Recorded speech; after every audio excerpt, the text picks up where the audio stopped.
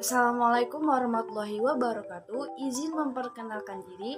Nama Adil Rafi'ah, NPM 2002011003. Saya dari Prodi Aula Sasiyah kelas A.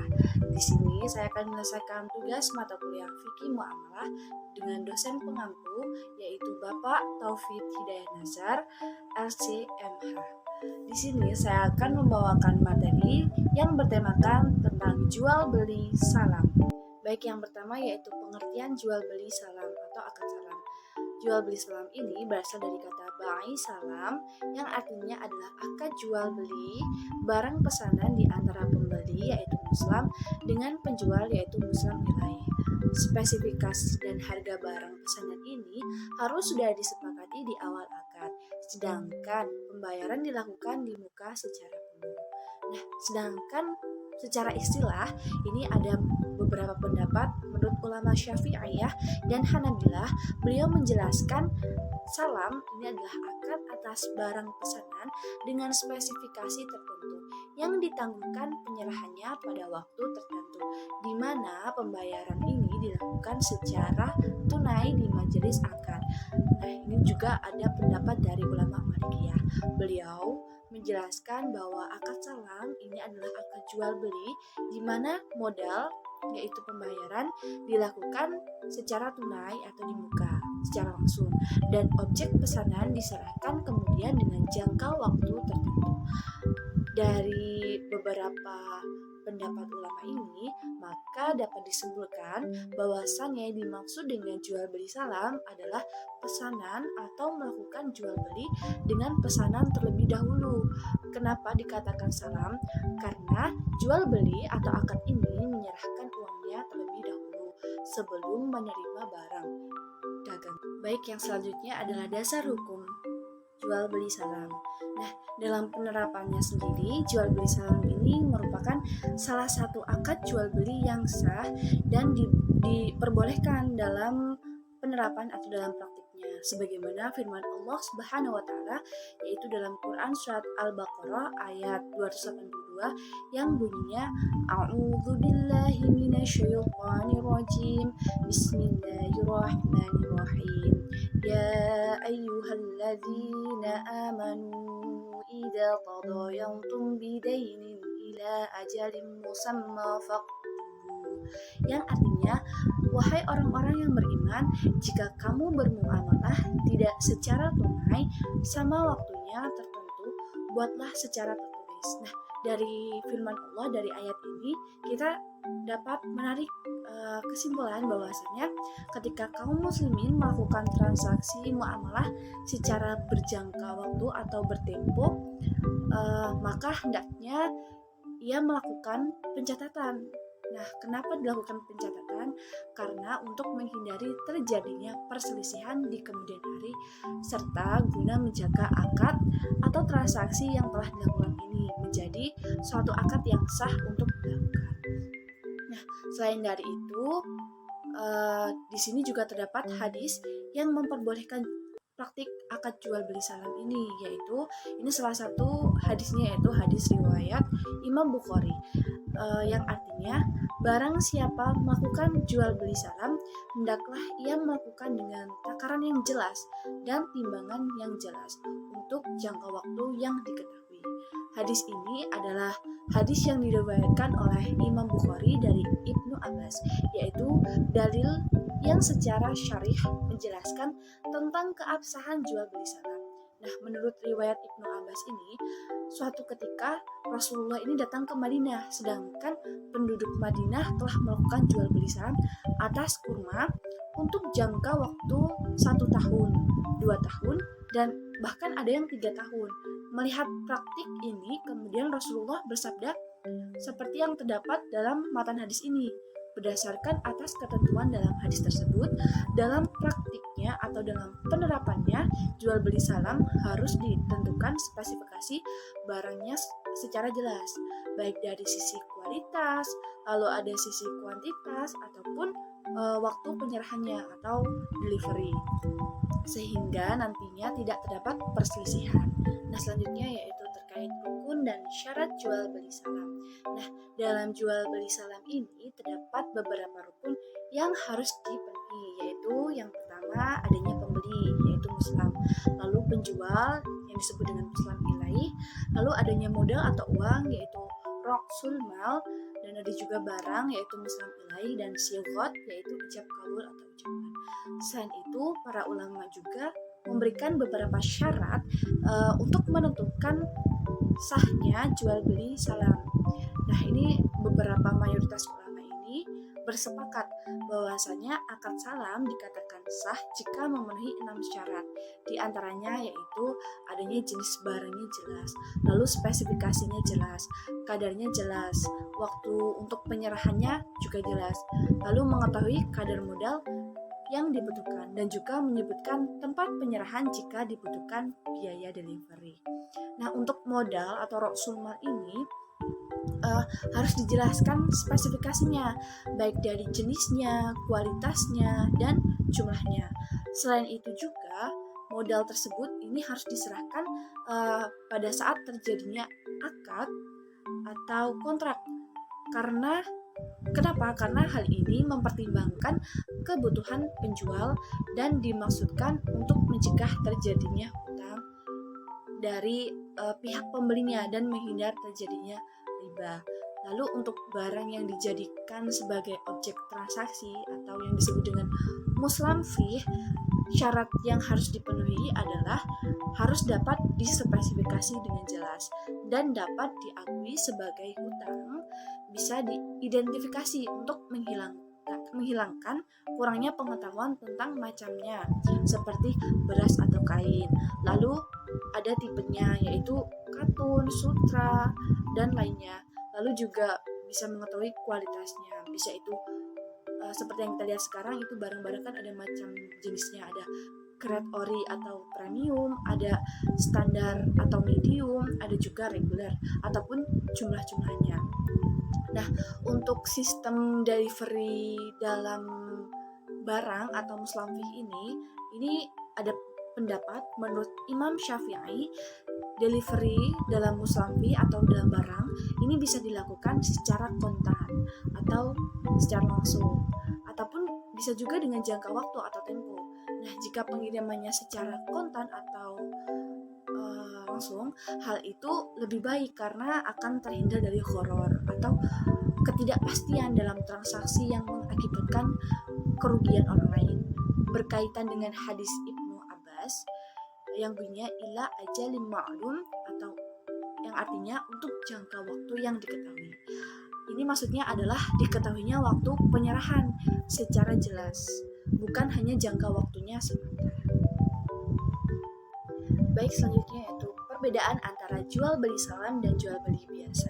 Seperti yang kita lihat sekarang banyak sekali transaksi jual beli. Nah, di sini saya akan membedakan antara jual beli salam dan jual beli biasa. Baik, yang pertama yaitu dalam jual beli salam itu ada ditetapkannya periode pengiriman barang, atau bisa kita lihat yang sekarang itu adalah sistem PO, pre-order. Nah, sedangkan dalam jual beli biasa itu tidak perlu atau tidak adanya PO atau pre-order. Lalu yang kedua, dalam jual beli salam ini untuk komoditas yang tidak dimiliki oleh penjual dapat dijual, yang dalam jual beli biasa tidak dapat dijual. Nah, lalu yang ketiga, dalam jual beli salam ini hanya komoditas yang secara tepat dapat ditentukan kualitas dan kuantitasnya dapat dijual. Sedangkan dalam jual beli biasa ini segala komoditas yang dapat dimiliki bisa dijual, kecuali yang dilarang oleh Al-Quran dan hadis. Lalu yang keempat, dalam jual beli salam untuk pembayarannya ini harus dilakukan ketika membuat kontrak atau akad yang sudah ditetapkan. Nah, sedangkan dalam jual beli biasa ini untuk pembayarannya dapat ditunda atau dapat dilakukan ketika pengiriman barang berlangsung. Materi selanjutnya yaitu terkait penerapan akad salam dalam lembaga keuangan syariah.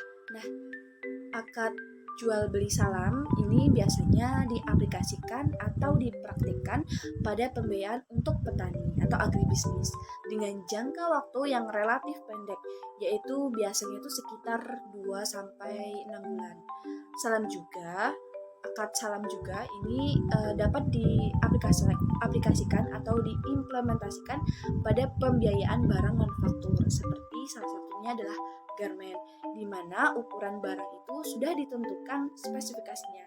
Nah, dalam hal ini dalam lembaga keuangan syariah salah satunya adalah pihak bank ini bertindak sebagai pembeli, sedangkan petani atau pemilik garment adalah sebagai penjual. Untuk produk agribisnis dan manufaktur yang dibeli dari nasabah tidak dijadikan inventory oleh pihak bank karena hal itu bukan core business atau bisnis bank.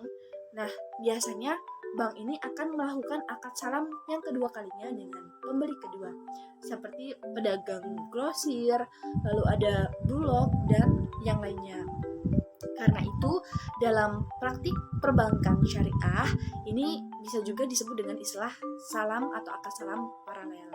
Nah, dalam penerapannya atau dalam praktiknya, ini terdapat nasabah yang mengajukan pembiayaan untuk pembuatan garment dengan spesifikasi tertentu kepada pihak bank. Lalu kemudian pihak bank ini akan mereferensikan atau merekomendasikan kepada nasabah untuk menggunakan produk salam atau melakukan jual beli salam ini. Nah, ini berarti secara tidak langsung atau secara otomatis bank ini menjadi pihak pemesan atas produk garment yang akan diproduksi oleh nasabah, dan pihak bank akan membayar dana yang dibutuhkan pada waktu atau dalam jangka waktu pengikatan atau kontrak dalam akad tersebut. Nah, kemudian untuk pihak bank ini akan mencari pembeli kedua. Itu tadi yang sebelumnya, yaitu salam paralel. Seperti salah satunya adalah ada pedagang grosir, atau bisa kepada rekan produsen garment, atau juga rekomendasi lain yang diberikan dari bank. Bila produk garment telah selesai diproduksi, ini bisa dihantarkan, yaitu secara delivery secara langsung kepada rekanan tersebut. Kemudian rekanan nasabah tersebut membayar kepada pihak bank, baik secara tunai ataupun cicilan. Etika jual beli salam. Seperti yang kita lihat, tidak hanya untuk jual beli salam saja yang memiliki etika, tapi di sini saya akan membahas sedikit salah satu etika dalam jual beli salam. Di antara etika dalam jual beli salam, di antaranya yaitu pertama, masing-masing dari pihak muslim dan muslim ilaih itu harus bersikap jujur dan tulus serta ikhlas dalam mengemban amanah untuk akadnya atau dalam perjanjian yang telah dibuat. Lalu yang kedua, untuk muslim alaih atau untuk penjual, ini harusnya atau hendaknya itu berusaha memenuhi segala syarat-syarat yang telah ditetapkan itu.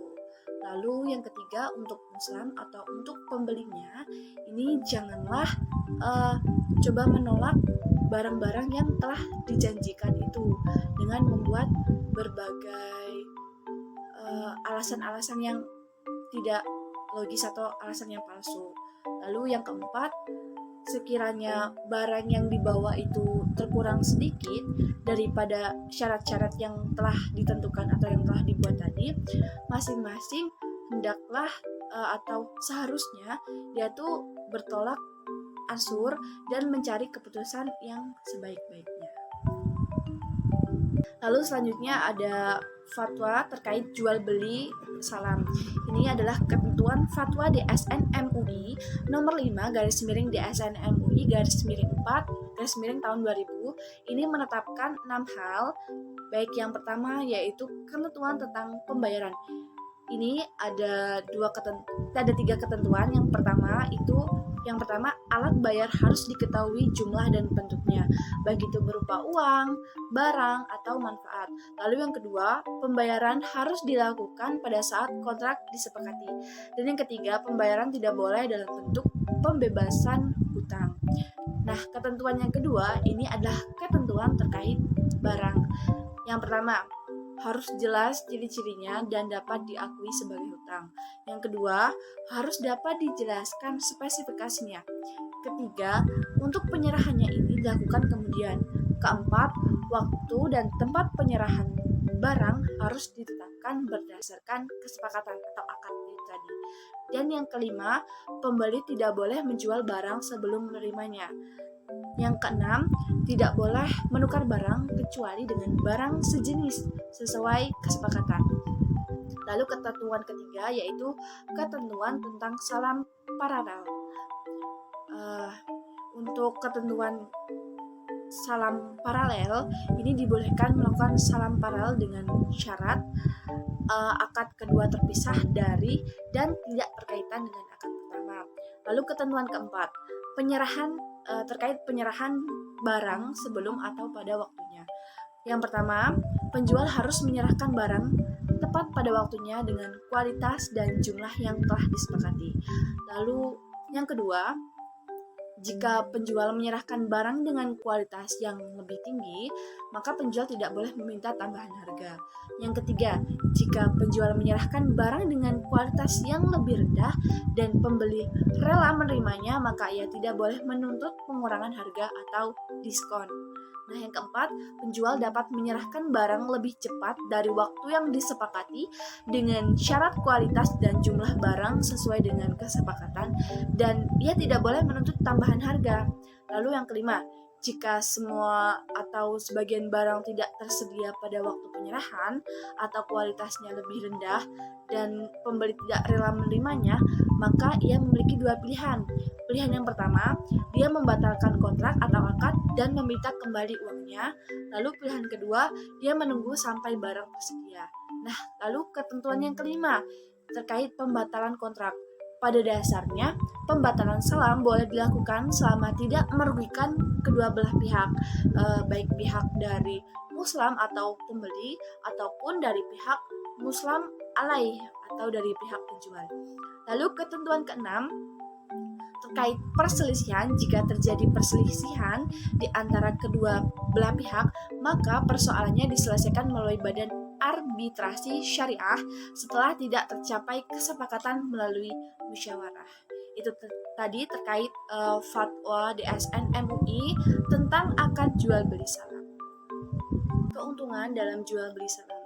Sebenarnya mengingat kembali bahwasanya akad salam ini diperbolehkan dalam syariat Islam karena akad salam sendiri ini memiliki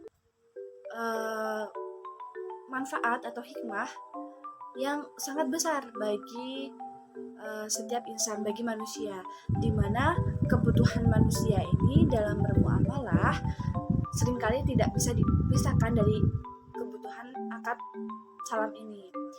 Untuk kedua pihak pun, yaitu baik dari muslim atau pembeli dan juga muslim alai dari penjual, ini bisa sama-sama mendapatkan kemanfaatan ataupun keuntungan dengan melakukan akad jual beli salam.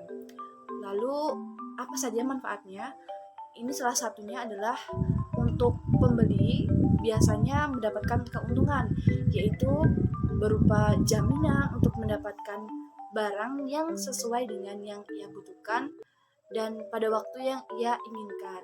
Sebagaimana ia juga mendapatkan barang dengan harga yang lebih murah bila dibandingkan dengan pembelian pada saat ia membutuhkan kepada barang tersebut.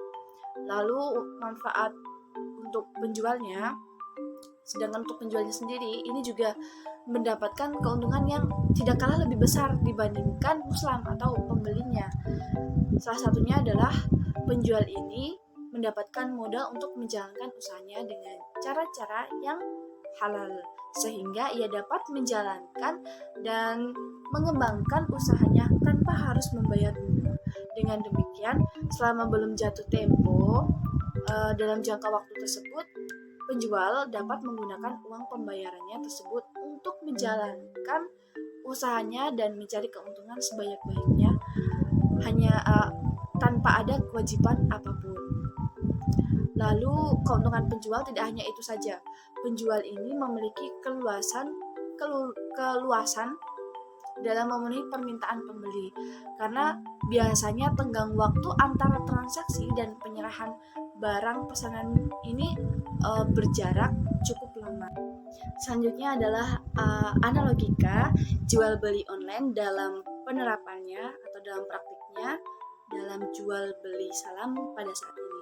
Nah, mengingat banyak sekali yang melakukan transaksi dalam jual beli online, ini saya akan membahas sedikit terkait penerapannya dalam jual beli salam.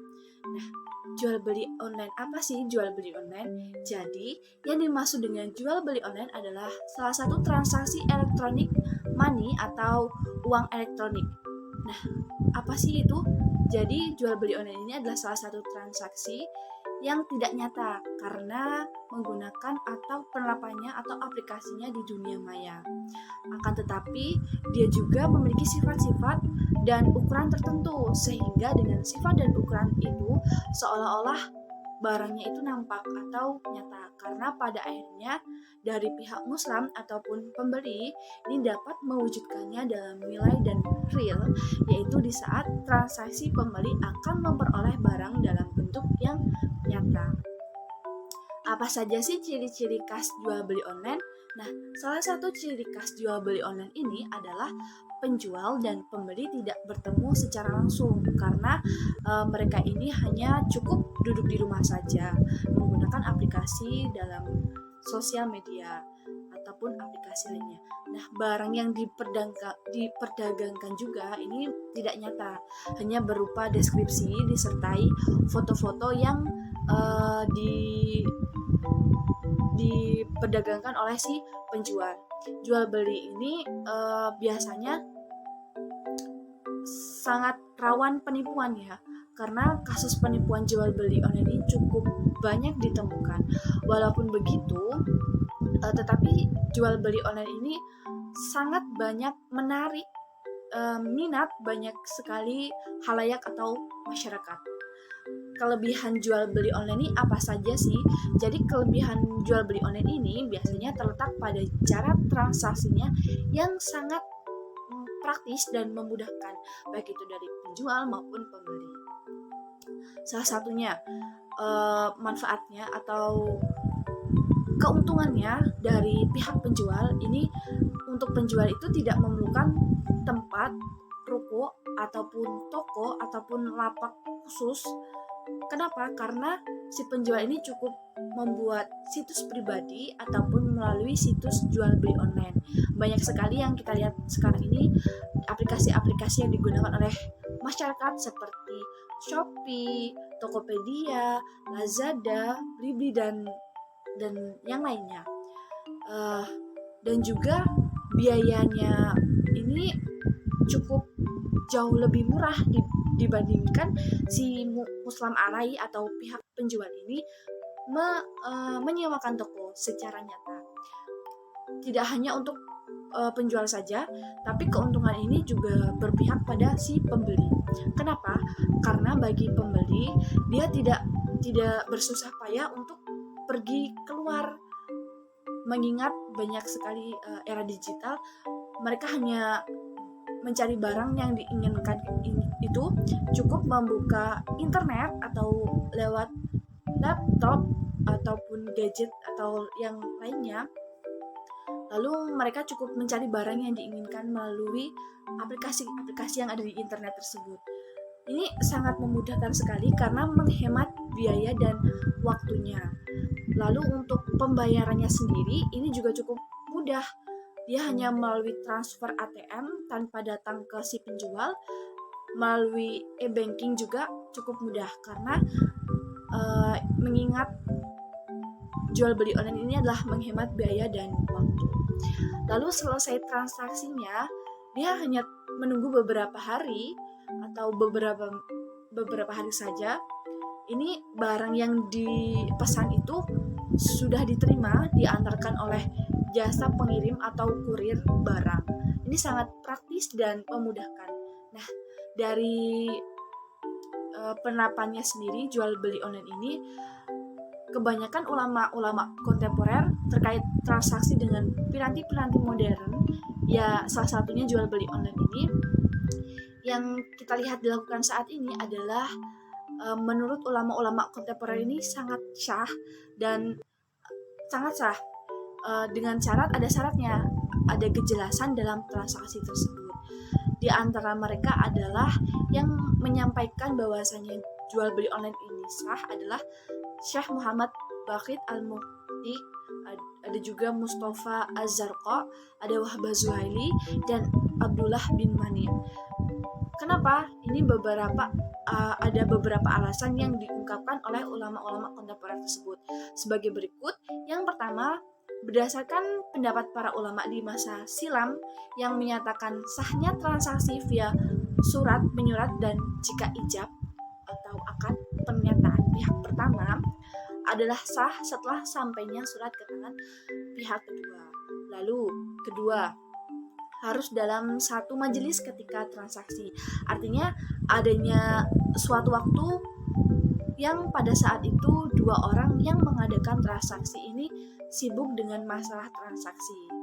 Dengan demikian, dari beberapa alasan ulama-ulama kontemporer tersebut, ini dapat disimpulkan bahwasanya transaksi bisnis online ini dibolehkan menurut Islam berdasarkan prinsip-prinsip yang ada dalam perdagangan menurut Islam, khususnya dianalogikan dengan prinsip transaksi akad salam, kecuali pada barang atau jasa yang tidak boleh diperdagangkan untuk syariat Islam. Untuk bisnis online ini sama seperti bisnis offline atau yang ada lapak atau rukunnya. Kenapa ada juga di bisnis online ini kita lihat juga ada yang halal, ada juga yang haram, ada yang legal atau juga yang ilegal. Hukum dasar bisnis online ini sama seperti akad jual beli dan akad salam. Ini makanya diperbolehkan dalam Islam sebagai pijakan dalam berbisnis online. Untuk itu kita harus memperhatikan bahwa transaksi online ini diperbolehkan menurut Islam selama tidak mengandung unsur-unsur yang dapat merusaknya seperti riba, horor atau kerugian, ketidaktepatan waktu, kezoliman, penipuan, kecurangan, dan sejenisnya, serta tetap memenuhi rukun-rukun dan syarat-syarat di dalam jual. Baik, itu tadi sedikit materi yang dapat saya sampaikan untuk menyelesaikan tugas UAS Fikih Muamalah. Kurang dan lebihnya saya mohon maaf. Saya ini wallahul muwaffiq ila aqwamit thoriq. Wassalamualaikum warahmatullahi wabarakatuh.